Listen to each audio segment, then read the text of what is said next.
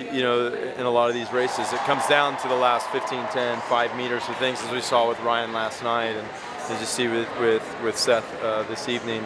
Would have loved to have had him into the final and have 4 Cal Bears in there with Nathan, and Anthony, Will, and Seth. That would have been awesome for our community.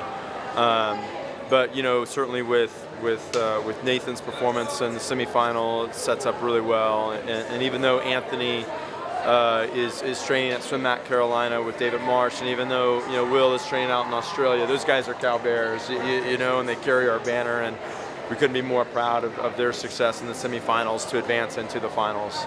So looking at Nathan looks really strong tonight and eased into the finish and still about half a second ahead of the rest of the field. Is he feeling pretty good, obviously, at this point? I think he feels pretty good about how he's executing his race. And he's continuing to sharpen that a little bit. And I think he takes some of those details, some of that race experience, kind of looking at the numbers. I'll take that into tomorrow and continue to fine tune and get ready for the finals, where it is just purely about racing. The numbers don't matter too much at that point in time, but he takes some good race experience into that event tomorrow night. And then Tom talked about trying to work on his endurance is one big thing he was focusing on here. And you look at him, he just lowered his time each time out.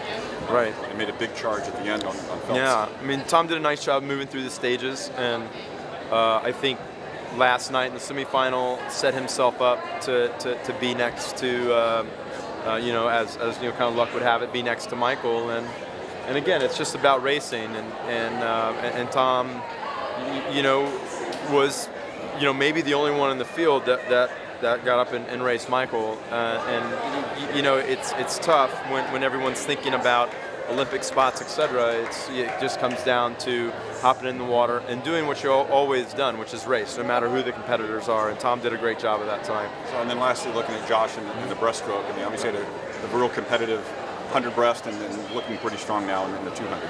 Yeah, it's good. It's a good field in the 200 breaststroke with Kevin, with Nick, with Cody, with Will, with Andrew. So there's a good group of guys that are in there, and Josh is staying steady with the things that he does really well, staying steady in his strokes, swimming the last 25 of every 50 is just on point, real sharp, real solid through that, and it was a good swim, and just again another well executed race. And like I talked about with Nathan, he'll take that experience into tomorrow night and get up and race.